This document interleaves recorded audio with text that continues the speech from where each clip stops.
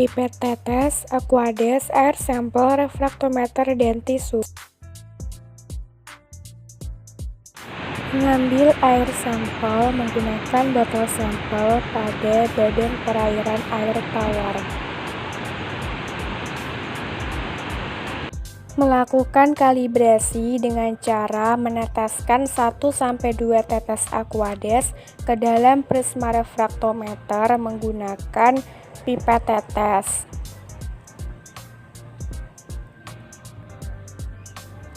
Tutup prisma refraktometer, kemudian melakukan pengamatan dan pastikan skala refraktometer berada pada posisi 0. Kemudian bersihkan menggunakan tisu.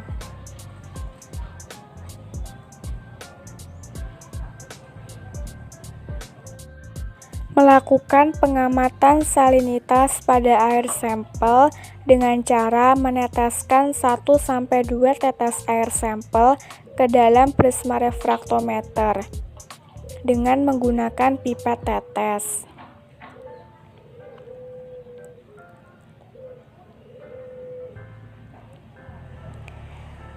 Tutup prisma refraktometer, kemudian arahkan ke tempat yang cukup cahaya untuk melakukan pengamatan salinitas. Didapatkan hasil 0 salinitas karena perairan merupakan perairan air tawar. Kemudian bersihkan menggunakan tisu. Selanjutnya, melakukan kalibrasi lagi dengan cara meneteskan 1-2 tetes aquades ke dalam prisma refraktometer menggunakan pipet tetes. Tutup prisma refraktometer, kemudian melakukan pengamatan dan pastikan skala refraktometer berada pada posisi 0. Kemudian bersihkan menggunakan tisu.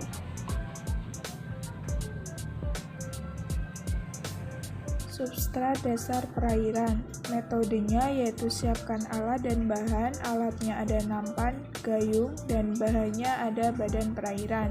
Langkah yang pertama yaitu mengambil substrat dasar perairan menggunakan gayung, lalu letakkan ke nampan. Kemudian amati jenis, bau, warna, dan tekstur substrat dasar perairan. Hasil yang didapatkan dari substrat dasar perairan ini adalah jenisnya yaitu bebatuan dan pasir, baunya tidak amis, warnanya coklat kehitaman, dan teksturnya keras dan lembut. Kecerahan suatu perairan adalah suatu kondisi yang menunjukkan kemampuan cahaya dalam menembus lapisan air pada kedalaman tertentu. Semakin tinggi nilai kecerahan, maka intensitas cahaya yang menembus lapisan perairan akan semakin dalam. Kecerahan memiliki peranan penting sebagai penunjang aktivitas fotosintesis dan produksi primer dalam suatu perairan. Metode pengukuran kecerahan. Pertama, siapkan alat sajidis dan tentukan lokasi sampling. Selanjutnya, celupkan sajidis pada saat piringan terlihat samar dan piringan tidak terlihat, lalu catat kedalaman masing-masing.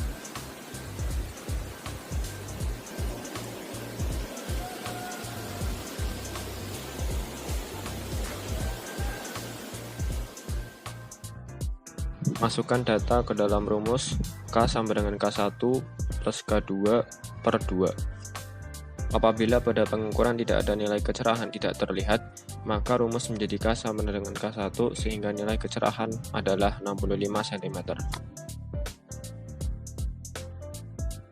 Kedalaman adalah parameter fisika yang menunjukkan ketinggian suatu permukaan perairan hingga dasar perairan tersebut.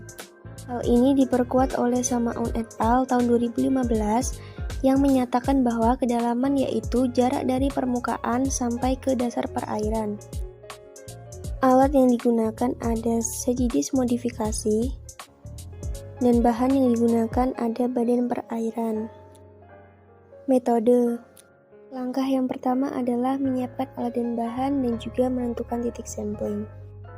Kemudian, masukkan sajidis modifikasi ke dalam perairan namun tidak menembus substrat.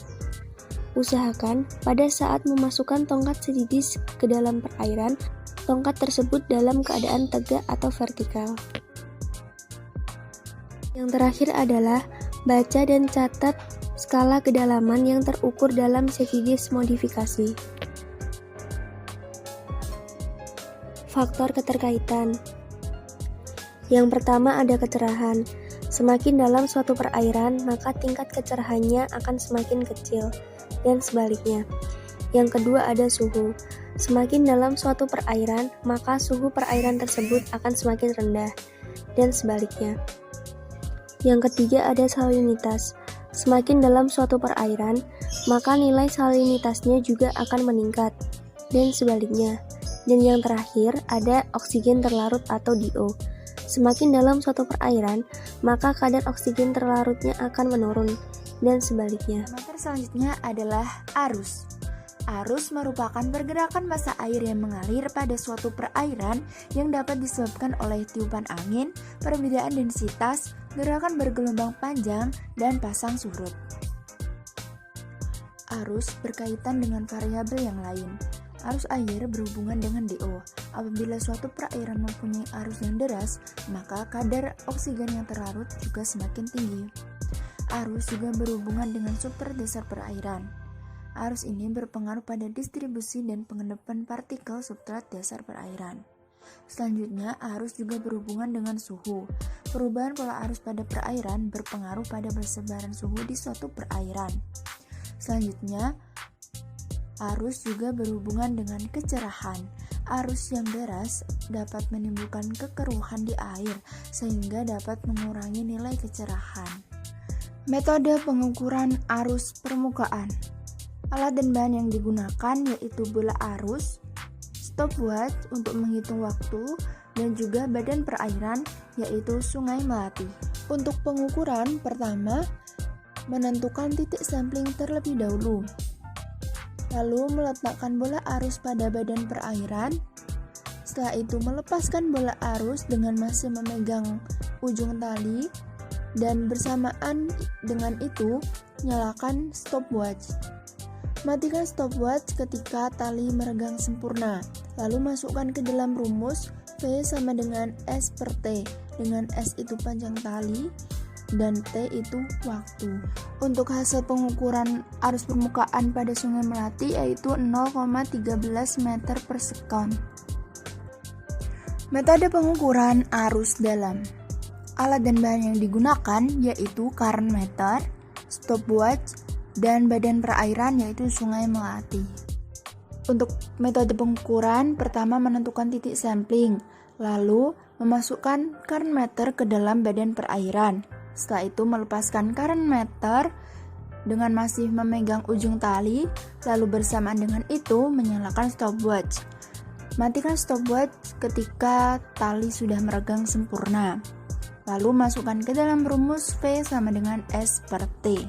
Hasil pengukuran yang didapat yaitu 0,09 meter per sekon. Suhu.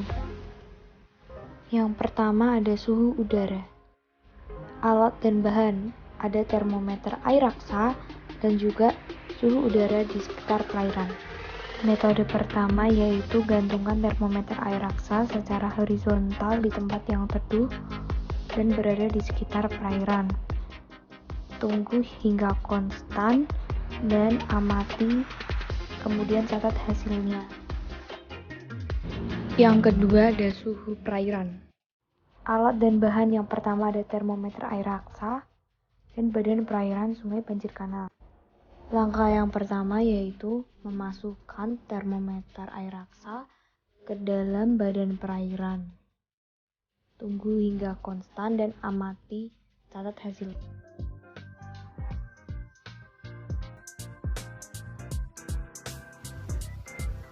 Metode yang pertama, mengambil sampel air secukupnya ke dalam botol sampel.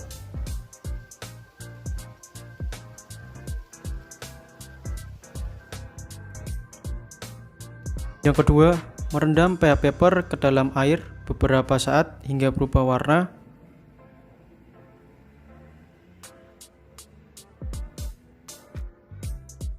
Dan yang ketiga, mencocokkan warna pH paper dengan skala warna pH. Untuk pengukuran karbon dioksida, alat dan bahan yang kita butuhkan adalah gelas ukur, Erlenmeyer, indikator PP, Na2CO3, pipet tetes, dan juga air sampel.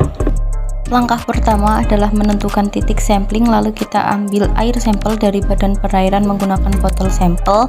Kita tunggu hingga penuh, kemudian setelah itu kita tutup botol. Selanjutnya kita ambil 50 ml air sampel. Kita ukur menggunakan gelas ukur melalui dinding tabung. Setelah itu kita pindahkan ke dalam Erlenmeyer.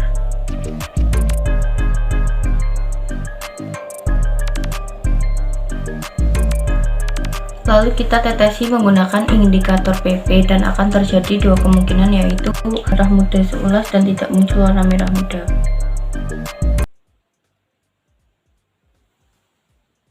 Karena muncul warna merah muda seulas, maka titrasi tidak dilakukan, dan hal ini menunjukkan kadar CO2 mendekati 0. Alat bahan untuk pengukuran alkalinitas ada larutan indikator PP, larutan HCl 0,025N, larutan MO, lalu ada pipet tetes, Erlenmeyer, dan air sampel.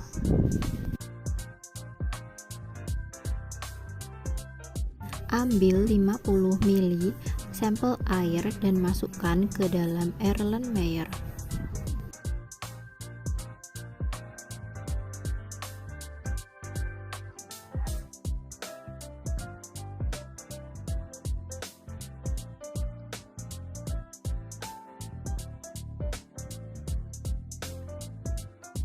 Lalu tambahkan 2 tetes indikator PP.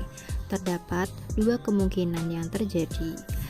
Pertama, bila terjadi perubahan menjadi warna merah muda, lanjutkan titrasi dengan 0,025 NaHCl hingga warna merah muda menghilang.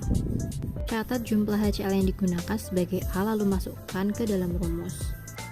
Lalu tambahkan 1-2 tetes indikator MO, kemudian titrasi dengan 0,025 NaHCl hingga warna menjadi merah seulas. Catat jumlah HCl yang digunakan sebagai B, lalu masukkan ke dalam rumus, yaitu sebagai berikut.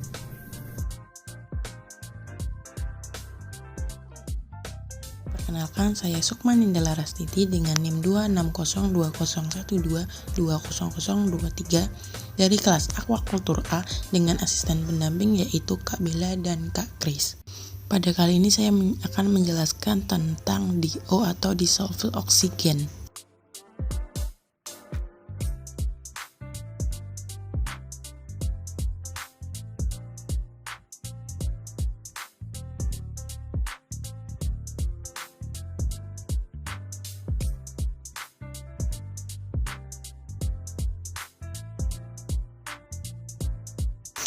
Metode yang pertama yaitu mengambil air sampel menggunakan botol BOD, jangan sampai ada gelembung udara yang masuk. Setelah itu melakukan penggojokan untuk menghilangkan gelembung udara di dalam botol BOD. Setelah mengambil air sampel, menambahkan larutan MnSO4 sebanyak 1 ml ke dalam botol BOD. Buka botol BOD sedikit saja untuk menambahkan MnSO4. Hal ini dilakukan agar tidak terjadi difusi oksigen. Setelah itu menambahkan NaOH dalam KI sebanyak 1 ml ke dalam botol BOD.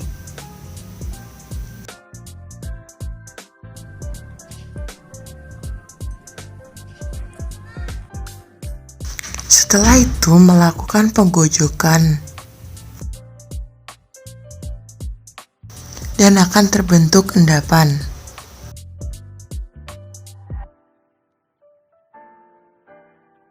Kemudian menambahkan sulfamid asid sebanyak 1 ml ke dalam botol BOD.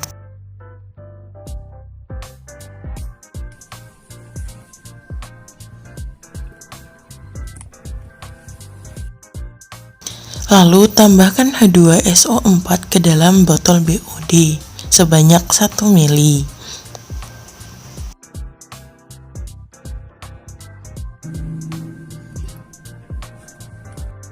Setelah itu lakukan kembali penggojokan agar endapan terlarut.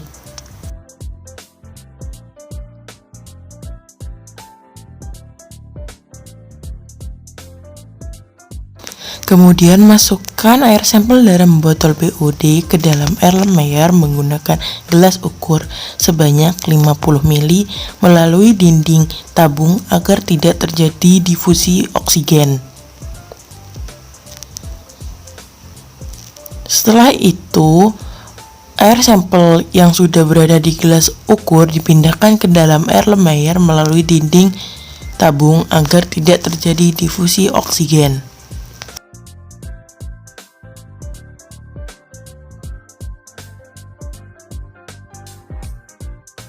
Selanjutnya, melakukan titrasi menggunakan Na2S2O3 0,025N. Pada kali ini saya menggunakan sebanyak 10 tetes atau sebanyak 0,5 mili.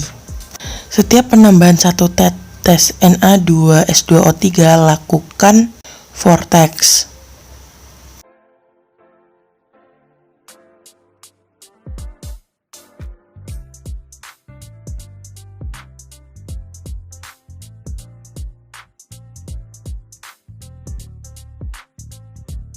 Setelah dilakukan titrasi akan muncul warna kuning muda.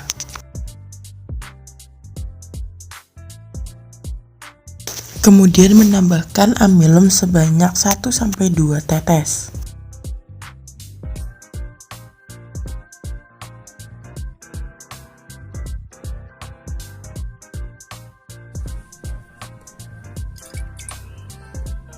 Dan akan terbentuk warna biru. Lalu lakukan titrasi lagi menggunakan Na2S2O3 0,025N. Pada kali ini saya menggunakan sebanyak 5 tetes atau sama dengan 0,25 mili.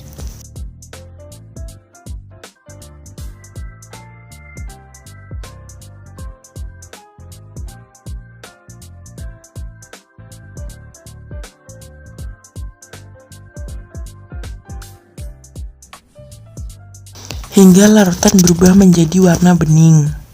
Setelah itu catat hasil dan masukkan ke dalam rumus.